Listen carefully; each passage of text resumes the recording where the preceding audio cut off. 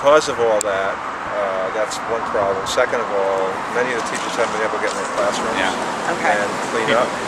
So, and get ready. So we're just not ready to open. So this school will be delayed to Tuesday, and we'll have plans for them to make up the days at the end of the school. And are you in the process of replacing the fence then between the river and the school? So the river abuts the... We won't open until it's ready.